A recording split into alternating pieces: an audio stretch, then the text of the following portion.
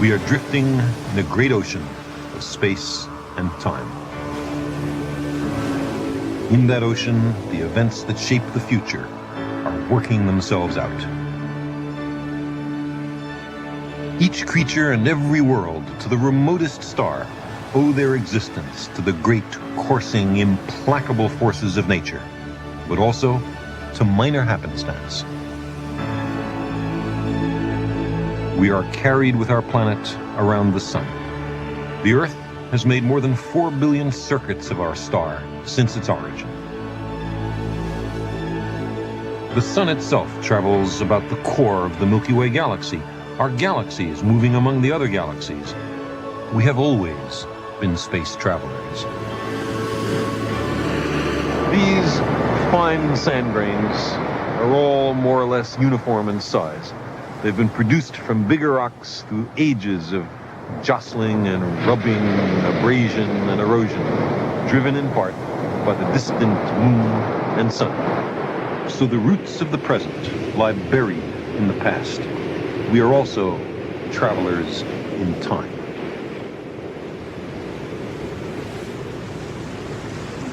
But trapped on Earth, we've had little to say about where we're going in time and space, or how fast. But now, we're thinking about true journeys in time and real voyages to the distant stars. A handful of sand contains about 10,000 grains, more than the total number of stars we can see with the naked eye on a clear night. But the number of stars we can see is only the tiniest fraction of the number of stars that are. What we see at night is the merest smattering of the nearest stars, with a few more distant bright stars thrown in for good measure. Meanwhile, the cosmos is rich beyond measure. The total number of stars in the universe is larger than all the grains of sand on all the beaches of the planet Earth.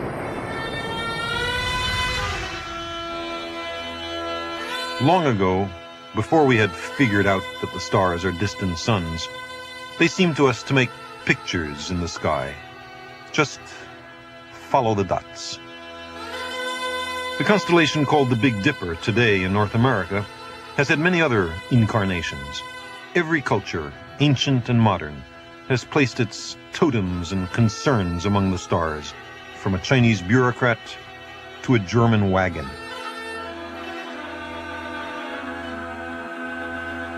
But very ancient cultures would have seen different constellations, because the stars move with respect to one another.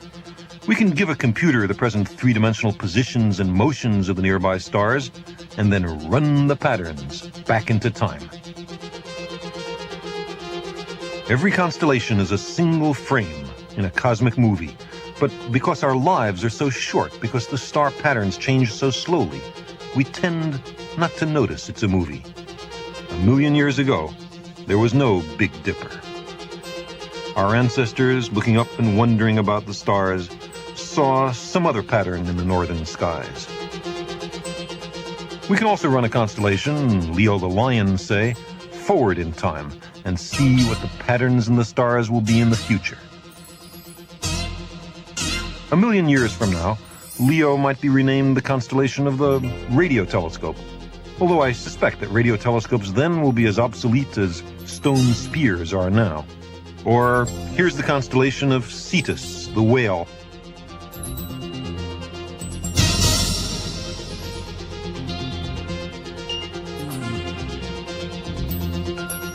A 1,000,000 years ago, it may have been called something else, perhaps the spear.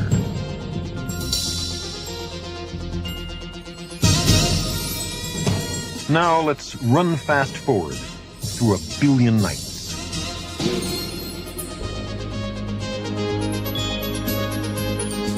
Millions of years from now, some other, very different image will be featured in this cosmic movie.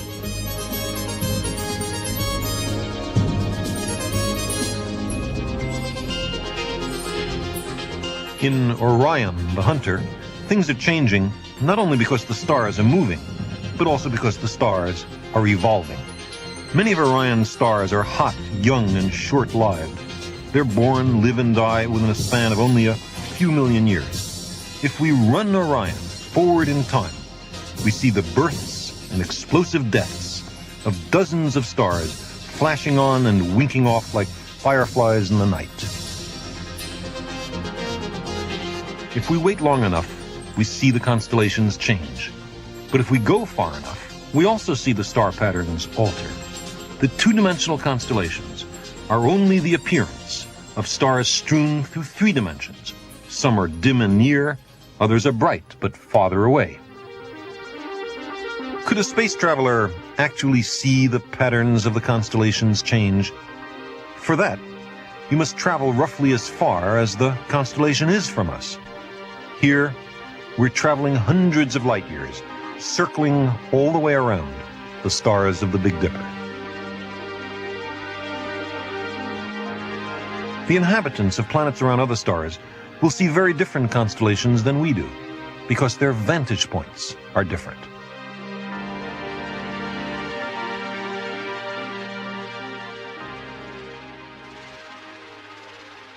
Here we are in the constellation Andromeda, or at least a model of it, next to the constellation Perseus. Andromeda, in the Greek myth, was the maiden who was saved by Perseus from a sea monster.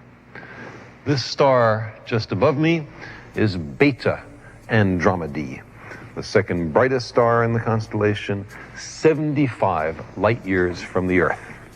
The light by which we see this star has spent 75 years traversing interstellar space on its journey to the Earth. In the unlikely event that Beta Andromedae blew itself up a week ago Tuesday, we will not know of it for another 75 years, as this interesting information, traveling at the speed of light, crosses the enormous interstellar distances. When the light we see from this star set out on its long interstellar voyage, the young Albert Einstein, working as a Swiss patent clerk, had just published his epical special theory of relativity here on Earth. We see that space and time are intertwined. We cannot look out into space without looking back into time. The speed of light is very fast, but space is very empty, and the stars are very far apart. In fact, the distances that we've been talking about up to now are very small by the usual astronomical standards. In fact, the distance from the Earth to the center of the Milky Way galaxy is 30,000 light years. From our galaxy to the nearest spiral galaxy like our own, called M31, and which is also within, that means behind, the constellation Andromeda, is 2 million light years. When the light we see today from M31 left on its journey for Earth, there were no human beings on the Earth, although our ancestors were nicely evolving and very rapidly to our present form. There are much greater distances in astronomy. The distance from the Earth to the most distant quasars is 8 or 10 billion light years. We see them as they were before the Earth itself accumulated, before the Milky Way galaxy was formed. The fastest space vehicles ever launched by the human species are the Voyager spacecraft. They are traveling so fast that it's only 10,000 times slower than the speed of light. The Voyager spacecraft will take 40,000 years to go the distance to the nearest stars, and they're not even headed towards the nearest stars. But is there a method by which we could travel in a conveniently short time to the stars? Can we travel close to the speed of light? And what's magic about the speed of light? Can't we travel faster than that? It turns out that there is something very strange about the speed of light, something that provides the key to our understanding of time and space. The story of its discovery takes us to Tuscany in northern Italy. There's something almost timeless about this place, A century ago, it probably looked very much the same.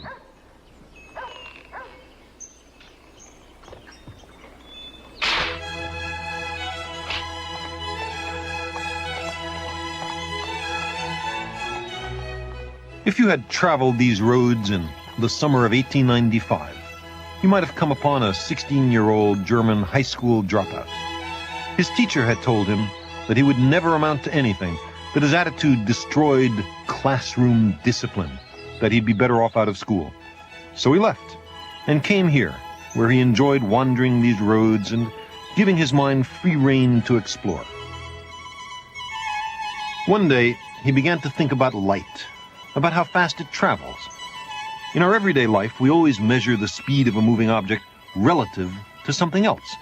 I'm moving at about 10 kilometers an hour relative to the ground. But the ground isn't at rest. The Earth is turning at more than 1,600 kilometers an hour. The Earth itself is in orbit around the Sun. The Sun is moving among the drifting stars, and so on. It was hard for the young man to imagine some absolute standard to measure all these relative motions against.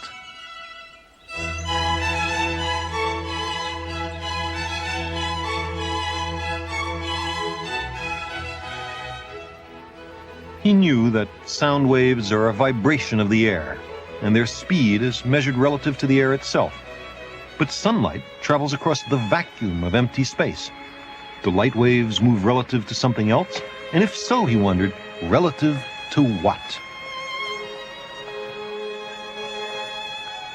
That teenage dropout's name was Albert Einstein, and his ruminations changed the world.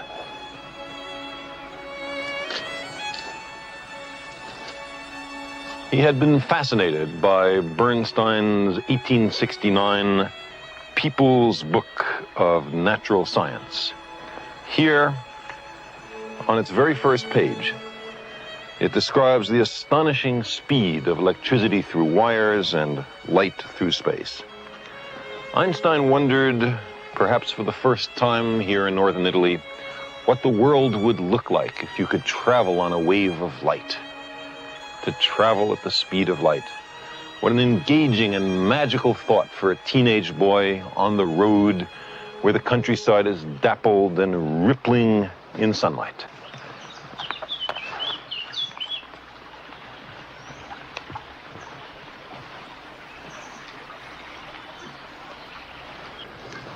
You couldn't tell you were on a light wave if you were traveling with it. If you started on a wave crest, you would stay on the crest and lose all notion of it being a wave. Something funny happens at the speed of light.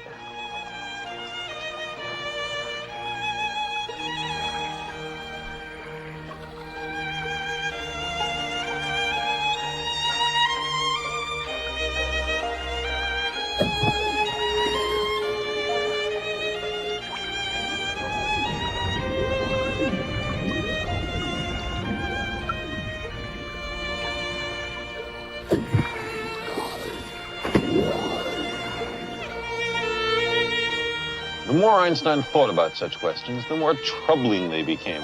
Paradoxes seemed to pop up all over if you could travel at the speed of light. Certain ideas had been accepted as true without sufficiently careful thought. One of those ideas had to do with the light from a moving object. The images by which we see the world are made of light and are carried at the speed of light, 300,000 kilometers a second. You might think that the image of me should be moving out ahead of me at the speed of light plus the speed of the bicycle. If I'm moving towards you faster than a horse and cart, then my image should be approaching you exactly that much faster. My image ought to arrive earlier. But in reality, you don't see any time delay. In a near collision, for example, you always see everything happen at once. Horse, cart, swerve, bicycle, all simultaneous. But how would it look if it were proper to add the velocities? Since I'm heading towards you, you'd add my speed to the speed of light. So my image ought to arrive before the image of the horse and cart. I'd be cycling towards you quite normally, To me, a collision would suddenly seem imminent. But you'd see me swerve for no apparent reason and have a collision with nothing. Now, the horse and cart aren't headed towards you. Their image would arrive only at the speed of light. Could it seem to me that I just missed colliding while to you it wasn't even close? In precise laboratory experiments, scientists have never observed any such thing. If the world is to be understood, if we are to avoid logical paradoxes when traveling at high speeds, then there are certain rules which must be obeyed. Einstein called these rules the special theory of relativity. Light from a moving object travels at the same speed no matter whether the object is at rest or in motion. Thou shalt not add my speed to the speed of light. Also, no material object can travel at or beyond the speed of light. There's nothing in physics that prevents you from traveling as close to the speed of light as you like. 99.9% the speed of light is just fine. But no matter how hard you try, you can never gain that last decimal point.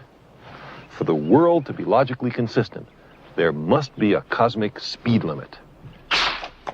The crack of a whip is due to its tip moving faster than the speed of sound. It makes a shockwave, a small sonic boom in the Italian countryside. A thunderclap has a similar origin. So does the sound of a supersonic airplane. So why is the speed of light a barrier, any more than the speed of sound? The answer is not just that light travels about 1,000,000 times faster than sound. It's not merely an engineering problem like the supersonic airplane. Instead, the light barrier is a fundamental law of nature, as basic as gravity. Einstein found his absolute framework for the world, this sturdy pillar among all the relative motions of the cosmos. Light travels just as fast no matter how its source is moving. The speed of light is constant, relative to everything else. Nothing can ever catch up with light. Einstein's prohibition against traveling faster than light seems to clash with our common sense notions. But why should we expect our common sense notions to have any reliability in a matter of this sort? Why should our experience at 10 kilometers an hour constrain the laws of nature at 300,000 kilometers a second? Relativity sets limits on what humans ultimately can do. The universe is not required to be in perfect harmony with human ambition. Imagine a place where the speed of light isn't its true value of 300,000 kilometers a second, but something a lot less. Let's say 40 kilometers an hour, and strictly enforced. Just as in the real world, we can never reach the speed of light. The commandment here is still, thou shalt not travel faster than light. But we can do thought experiments on what happens near the speed of light. Here, 40 kilometers an hour, the speed of a motor scooter. You can't break the laws of nature. There are no penalties for doing so. The real world, and this one, are merely so arranged that transgressions can't happen. The job of physics is to find out what those laws are. Before Einstein, physicists thought that there were privileged frames of reference, some special places and times against which everything else had to be measured. Einstein encountered a similar notion in human affairs, the idea that the customs of a particular nation, his native Germany or Italy or anywhere, are the standard against which all other societies must be measured. But Einstein rejected the strident nationalism of his time. He believed every culture had its own validity. And also in physics, he understood that there are no privileged frames of reference. Every observer, in any place, time, or motion, must deduce the same laws of nature. Caldo. A speed is simply how much space you cover in a given time. As any kid on a motor scooter knows, Since near the velocity of light, we cannot simply add speeds. The familiar notions of absolute space and absolute time, independent of your relative motion, must give way. That's why, as Einstein showed, funny things have to happen close to the speed of light.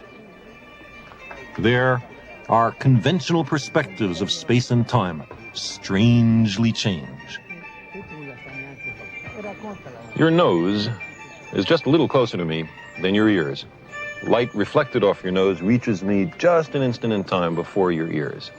But suppose I had a magic camera so that I could see your nose and your ears at precisely the same instant. With such a camera, you could take some pretty interesting pictures. Paolo says goodbye to his little brother Vincenzo. Ciao, Vincenzo. Ciao, And rides off. He's now going more than half the speed of light. He's almost catching up with his own light waves. This compresses the light waves in front of him, and his image becomes blue. The shorter wavelength is what makes blue light waves blue. Also, Paolo becomes skinny in the direction of motion.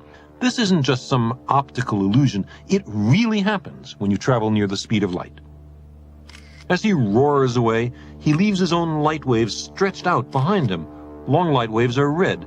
We say that his receding image is red-shifted. Now, Paolo leaves for a short tour of the countryside. He experiences something even stranger. Everything he can see is squeezed into a moving window just ahead of him. Blue shifted at the center, red shifted at the edges. To a passerby, Paolo appears blue shifted when approaching, red shifted when receding. But to him, the entire world is both coming and going at nearly the speed of light. Roadside houses and trees that he's already gone past still appear to him at the edge of his forward field of view, but distorted and red shifted. When he slows down, everything again looks normal. Only very close to the speed of light does the visible world get squeezed into a kind of tunnel. You would really see these distortions if you could travel near the speed of light. Someday, perhaps, interstellar navigators will take their bearings on stars behind them, whose images have all crowded together on the forward view screen. The most bizarre aspect of traveling near the speed of light is that time slows down. All clocks, mechanical and biological, tick more slowly near the speed of light. But stationary clocks tick at their usual rate. If we travel close to light speed, we age more slowly than those we left behind.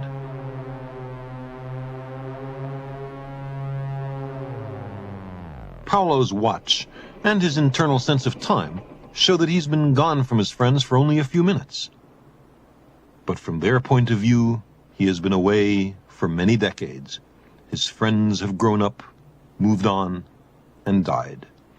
And his younger brother has been patiently waiting for him all this time. The two brothers experience the paradox of time dilation. They've encountered Einstein's special relativity. Vincenzo.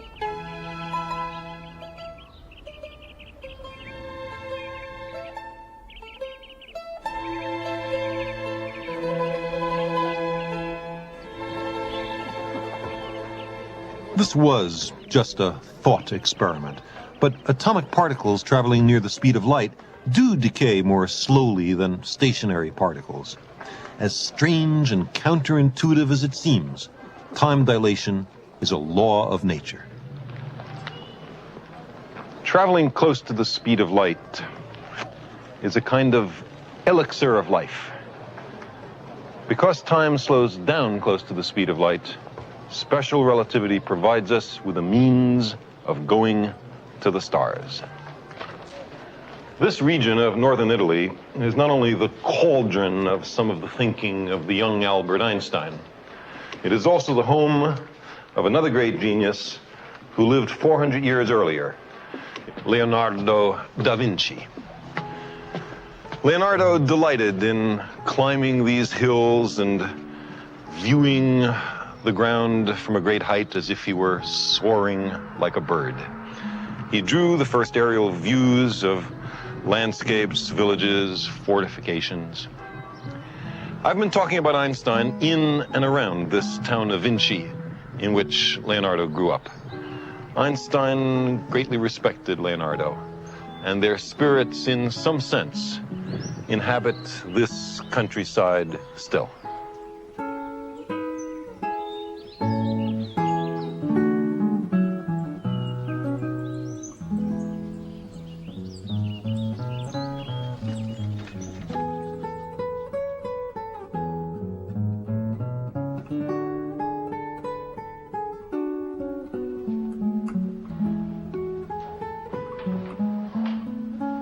Among Leonardo's many accomplishments in painting, sculpture, architecture, natural history, anatomy, geology, civil and military engineering, he had a great passion. He wished to construct a machine which would fly. He made sketches of such machines, built miniature models, constructed great full-scale prototypes. And not a one of them ever worked. Mainly because there were no machines of adequate capacity available in his time. The technology was just not ready. The designs, however, were brilliant. For example, this bird-like machine here in the Leonardo Museum in the town of Vinci. Leonardo's great designs encouraged engineers in later epochs, although Leonardo himself was very depressed at these failures. But it's not his fault. He was trapped in the 15th century. A somewhat similar case occurred in 1939, when a group of engineers calling themselves the British Interplanetary Society decided to design a ship which would carry people to the moon. Now, it was by no means the same design as the Apollo ship, which actually took people to the moon some years later. But that design suggested that a mission to the moon might one day be a practical engineering possibility. Today, we have preliminary designs of ships which will take people to the stars. They are constructed in Earth orbit, and from there, they venture on their great interstellar journeys. One of them is called Project Orion.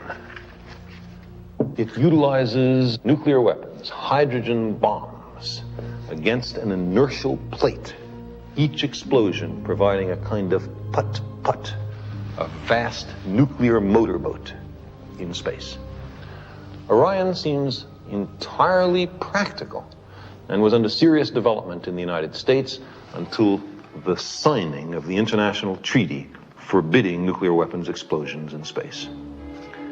Personally, the Orion starship is the best use of nuclear weapons I can think of, provided the ships don't depart from very near the Earth.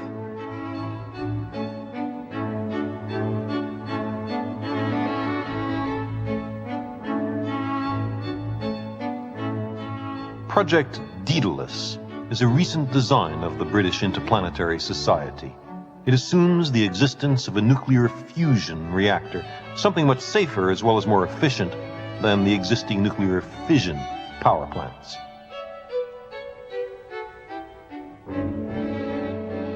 We do not yet have fusion reactors. One day, quite soon, we may.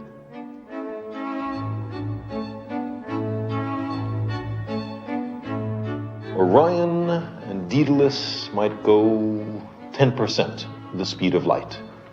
So a trip to Alpha Centauri, 4.5 light years away, would take 45 years, less than a human lifetime. Such ships could not travel close enough to the speed of light for the time-slowing effects of special relativity to become important. It does not seem likely that such ships would be built before the middle of the 21st century, although we could build an Orion starship now. For voyages beyond the nearest stars, something must be added. Perhaps they could be used as multi-generation ships, so those arriving would be the remote descendants of those who had originally set out centuries before. Or perhaps some safe means of human hibernation might be found, so that the space travelers might be frozen and then thawed out when they arrive at the destination centuries later. But fast interstellar spaceflight, approaching the speed of light, is much more difficult. That's an objective not for 100 years, but for 1,000 or for 10,000. But it also is possible. A kind of interstellar ramjet has been proposed, which scoops up the hydrogen atoms which float between the stars, accelerates them into an engine, and spits them out the back. But in deep space, there is one atom for every 10 cubic centimeters of space. For the ramjet to work, it has to have a frontal scoop hundreds of kilometers across. When the ship reaches relativistic velocities, the hydrogen atoms will be moving, with respect to the interstellar spaceship, at close to the speed of light. If precautions aren't taken, the passengers will be fried by these induced cosmic rays. There's a proposed solution. A laser is used to strip electrons off the atoms and make them electrically charged while they're still some distance away. And an extremely strong magnetic field is used to deflect the charged atoms into the scoop and away from the rest of the spacecraft. This is engineering on a scale so far unprecedented on the Earth. We are talking of engines the size of small worlds.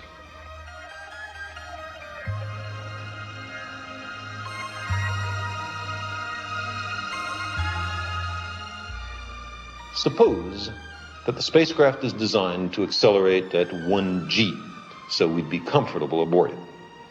We'd be going closer and closer to the speed of light until the midpoint of the journey.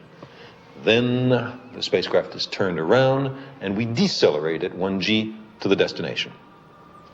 For most of the trip, the velocity would be very close to the speed of light and time would slow down enormously. By how much?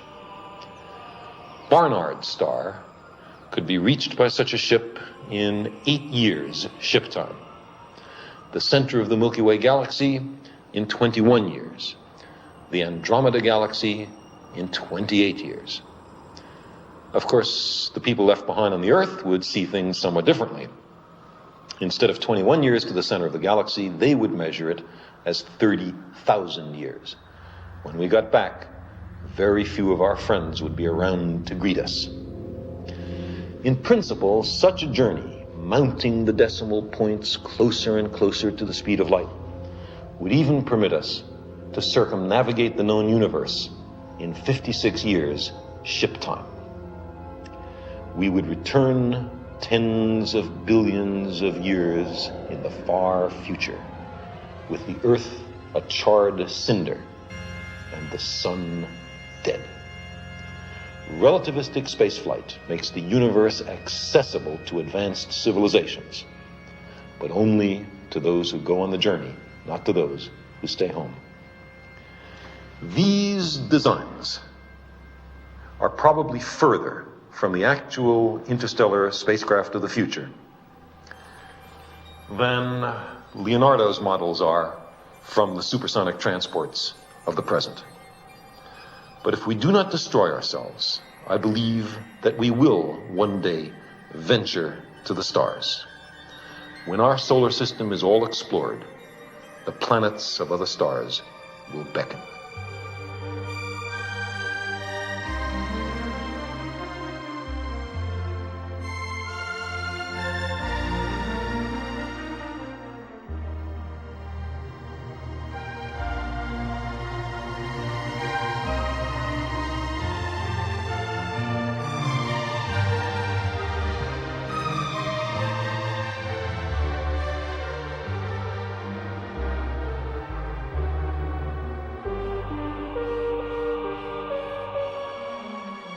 Space travel and time travel are connected.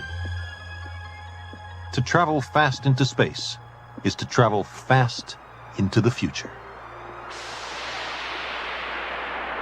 We travel into the future, although slowly, all the time. But what about the past? Could we journey into yesterday? Many physicists think that this is fundamentally impossible, that there is no way we could build a device which would carry us backwards into time. Some say that even if we were to build such a device, it wouldn't do us much good, that we couldn't significantly affect the past. For example, suppose you traveled into the past and somehow or other prevented your own parents from meeting. Why, then you would probably never have been born, which is something of a contradiction, isn't it, since you're clearly there. Other people think that the two alternative histories have equal validity, that they're parallel threads, skeins of time, that they could exist side by side. The history in which you were never born and the history that you know all about. Perhaps time itself has many potential dimensions, despite the fact that we are condemned to experience only one of those dimensions. Now, suppose you could go back into the past and really change it by, let's say something like persuading Queen Isabella not to bankroll Christopher Columbus. Then you would have set into motion a different sequence of historical events which those people you left behind you in our time would never get to know about. If that kind of time travel were possible, then every imaginable sequence of alternative history might in some sense really exist. Would it be possible for a time traveler to change the course of history in a major way? Well, let's think about that. History consists, for the most part, of a complex multitude of deeply interwoven threads, biological, economic, and social forces that are not so easily unraveled. The ancient Greeks imagined the course of human events to be a kind of tapestry created by three goddesses, the Fates. Random minor events generally have no long-range consequences, but some, which occur at critical junctures, may alter the weave of history. There may be cases where profound changes can be made by relatively trivial adjustments. The further in the past such an event is, the more powerful its influence. What if our time traveler had persuaded Queen Isabella that Columbus's geography was wrong? Almost certainly some other European would have sailed west to the New World soon after. There were many inducements: the lure of the spice trade, improvements in navigation, competition among rival European powers. The discovery of America around 1500 was inevitable. Of course, then there wouldn't be any postage stamps showing Columbus, and the Republic of Colombia would have some other name. But the big picture would have turned out more or less the same.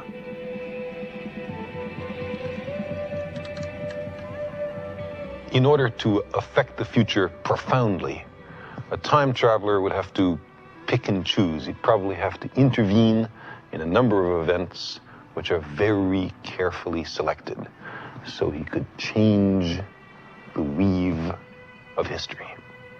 It's a lovely fantasy to explore those other worlds that never were.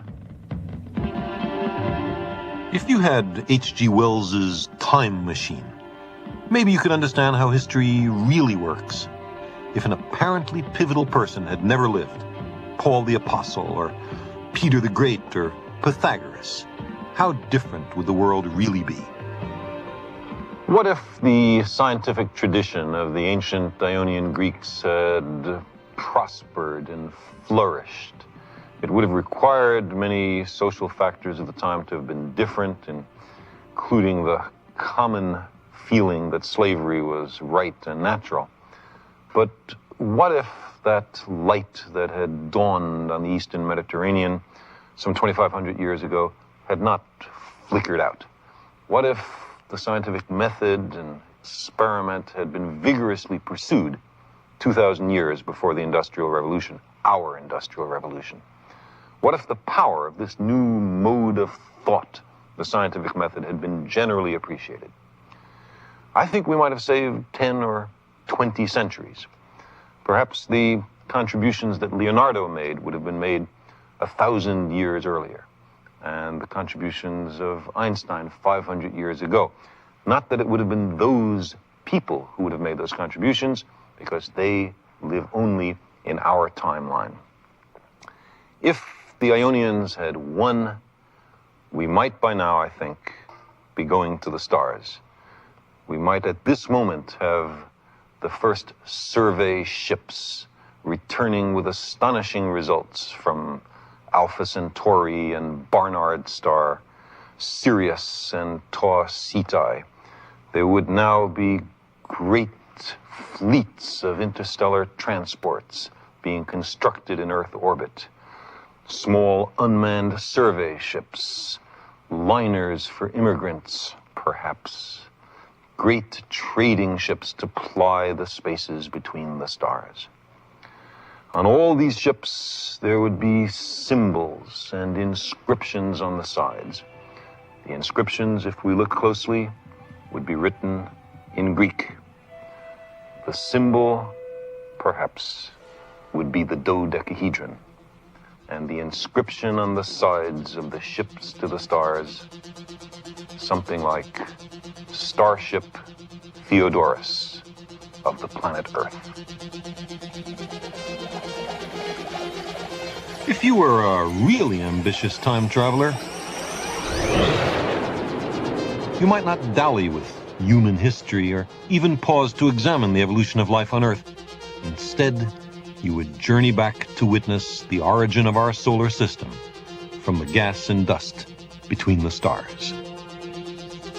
5 billion years ago, an interstellar cloud was collapsing to form our solar system. Most clumps of matter gravitated towards the center and were destined to form the sun. Smaller peripheral clumps would become the planets. Long ago, there was a kind of natural selection among the worlds. Those on highly elliptical orbits tended to collide and be destroyed, but planets in circular orbits tended to survive.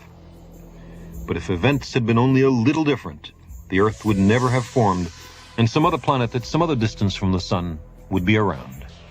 We owe the existence of our world to random collisions in a long-vanished cloud. Soon, the central mass became very hot. Thermonuclear reactions were initiated, and the sun turned on, flooding the solar system with light.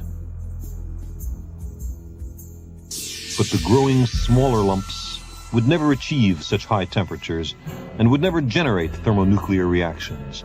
They would become the Earth and the other planets, heated not from within, but mainly by the distant sun.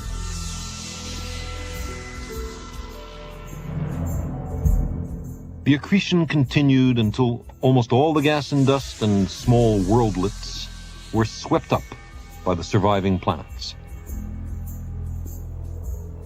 Our time traveler would witness the collisions that made the worlds.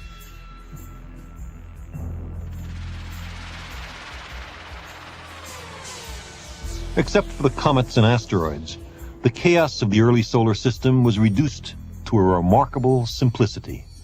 9 or so principal planets in almost circular orbits and a few dozen moons.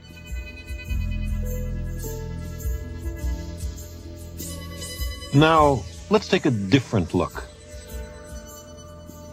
If we view the solar system edge on and move the sun off screen to the left, we see that the small terrestrial planets, the ones about as massive as the Earth, tend to be close to the sun. The big Jupiter-like planets tend to be much further from the sun. But is that the way it has to be? Computer studies suggest that there may be many similar systems about other stars, with the terrestrials in close and the Jovian planets further away. But some systems might have Jovians and terrestrials mixed together. There may be great worlds like Jupiter looming in other skies. Rarely, the Jovian planets may form close to the star, the terrestrials trailing away towards interstellar space. Our familiar arrangement of planets is only one, perhaps typical, case in the vast expanse of systems. Often, one fledgling planet accumulates so much gas and dust that thermonuclear reactions do occur. It becomes a second sun. A binary star system is formed.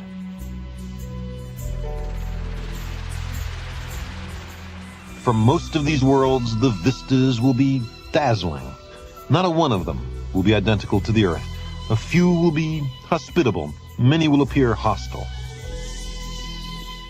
Where there are two suns in the sky, every object will cast two shadows.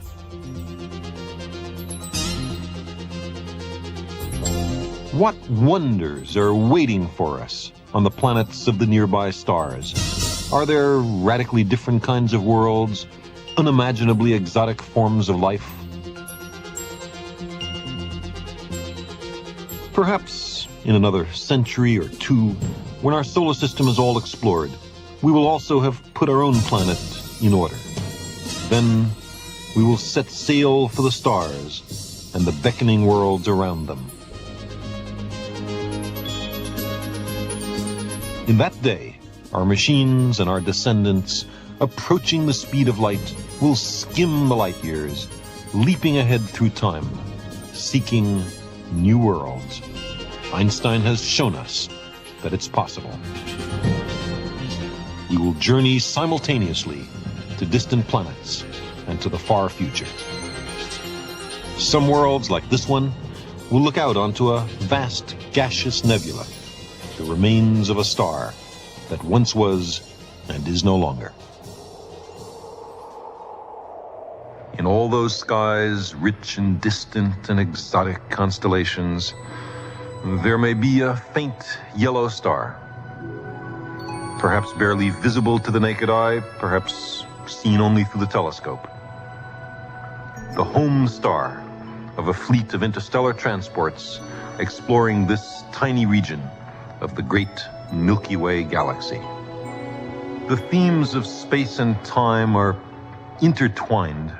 Worlds and stars, like people, are born, live, and die. The lifetime of a human being is measured in decades, but the lifetime of the sun is 100 million times longer. Matter is much older than life. Billions of years before the sun and earth even formed, atoms were being synthesized in the insides of hot stars and then returned to space when the stars blew themselves up. Newly formed planets were made of this stellar debris. The earth and every living thing are made of star stuff.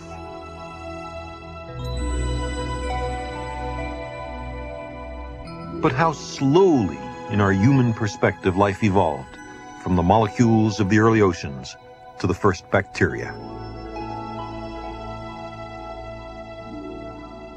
The reason evolution is not immediately obvious to everybody is because it moves so slowly and takes so long. How can creatures who live for only 70 years detect events that take 70 million years to unfold, or 4 billion?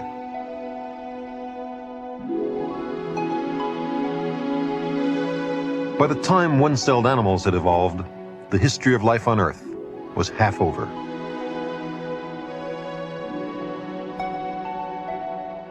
Not very far along to us, you might think, but by now, almost all the basic chemistry of life had been established. Forget our human time perspective. From the point of view of a star, evolution was weaving intricate new patterns from the star stuff on the planet Earth, and very rapidly. Most evolutionary lines became extinct. Many lines became stagnant. If things had gone a little differently, a small change of climate, say, or a new mutation, or the accidental death of a different, humble organism, the entire future history of life might have been very different. Perhaps the line to an intelligent technological species would have passed through worms. Perhaps the present masters of the planet would have had ancestors who were tunicates. We might not have evolved. Someone else, someone very different, would be here now in our stead, maybe pondering their origins. But that's not what happened. There was a particular sequence of environmental accidents and random mutations in the hereditary material. One particular timeline for life on Earth in this universe. As a result, the dominant organisms on the planet today come from fish. Along the way, many more species became extinct than now exist. If history had a slightly different weave, some of those extinct organisms might have survived and prospered. But occasionally, a creature thought to have become extinct hundreds of millions of years ago turns out to be alive and well. The coelacanth, for example. For 3.5 billion years, life had lived exclusively in the water. But now, in a great breathtaking adventure, it took to the land. But if things had gone a little differently, the dominant species might still be in the ocean, or they might have developed spaceships to carry them off the planet altogether.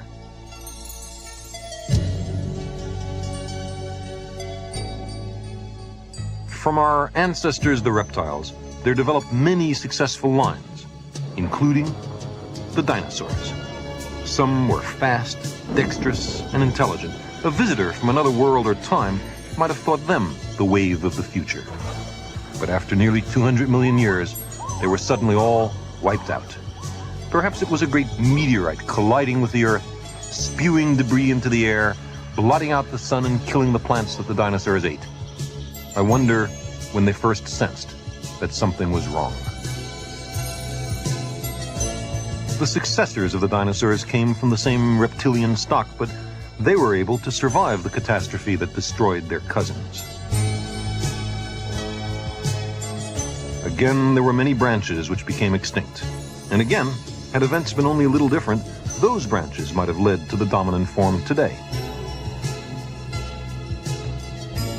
For 40 million years, a visitor would not have been much impressed by these timid little creatures, but they led to all the familiar mammals of today. And that includes the primates. About 20 million years ago, a space-time traveler might have recognized these guys as promising. Bright, quick, agile, sociable, curious. Their ancestors were once atoms made in stars. Then simple molecules, single cells, polyps stuck to the ocean floor, fish, amphibians, reptiles, shrews. But then, they came down from the trees and stood upright. They grew an enormous brain. They developed culture, invented tools, domesticated fire. They discovered language and writing.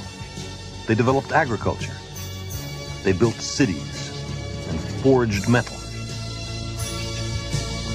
And ultimately, they set out for the stars, from which they had come 5 billion years earlier. We are star stuff, which has taken its destiny into its own hands. The loom of time and space works the most astonishing transformations of matter. Our own planet is only a tiny part of the vast cosmic tapestry, a starry fabric of worlds yet untold.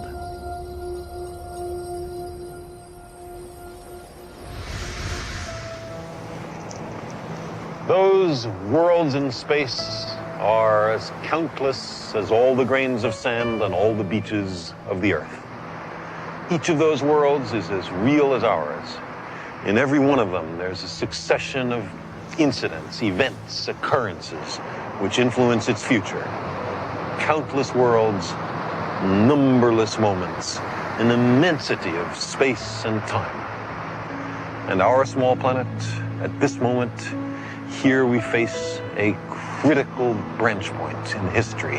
What we do with our world right now will propagate down through the centuries and powerfully affect the destiny of our descendants.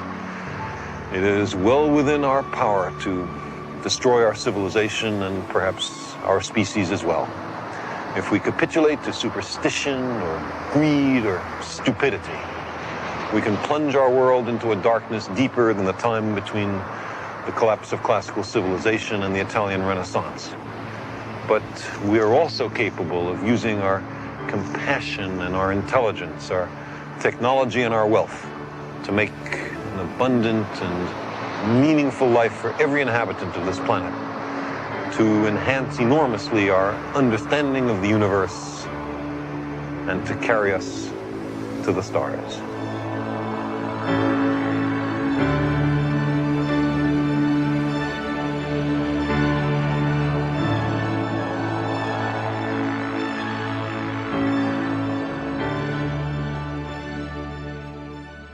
In our motorbike sequence, we showed how the landscape might look if we were barreling through it at close to the speed of light. Since then, inspired by this sequence, Ping Kang Seung at Carnegie Mellon University produced an exact computer animation. This is what you'd see if you were traveling at ordinary speeds through this red and white lattice. But this is how it would appear if you were traveling the same route at close to the speed of light. We're probably many centuries away from traveling close to the speed of light and experiencing time dilation. But even then, it might not be fast enough if we wanted to travel to some distant place in the galaxy, say, and then come back to Earth in our own epoch. Some years after completing Cosmos, I found myself taking time out from my scientific work to write a novel about travel to the center of the Milky Way galaxy. I was willing to imagine beings and civilizations far more advanced than we, but I wasn't willing to ignore the laws of physics. Was there, even in principle, a way to get very quickly to 30,000 light years from Earth? So I put this question to my friend Kip Thorne of the California Institute of Technology. He's a leading expert on the nature of space and time. Kip thought about it for a while and then answered with about 50 lines of equations, which showed that a really advanced civilization might establish and hold open wormholes, which we might think of as tubes through the fourth dimension, which connect the Earth with another place in the universe without having to traverse the intervening distance, something like crawling through a wormhole in an apple. I was very happy with this result, and I used it as a key plot device in Contact. But such wormholes through space would also be time machines, it seemed to me. And I used that notion in my novel Contact as well. Kip Thorne and his colleagues later proved, or so it seemed, that time travel of this sort was possible. Here, look at this. The key question being explored now is whether such time travel can be done consistently, with causes preceding effects, say, rather than following them. Does nature contrive it so that even with a time machine, you can intervene to prevent your own conception, for example? Even if time travel of this sort is really possible, it's far in our technological future. But maybe other beings, much more advanced than we, are voyaging to the far future and the remote past, not a measly 40 years ago on Earth, but to witness the death of the sun, say, or the origin of the cosmos.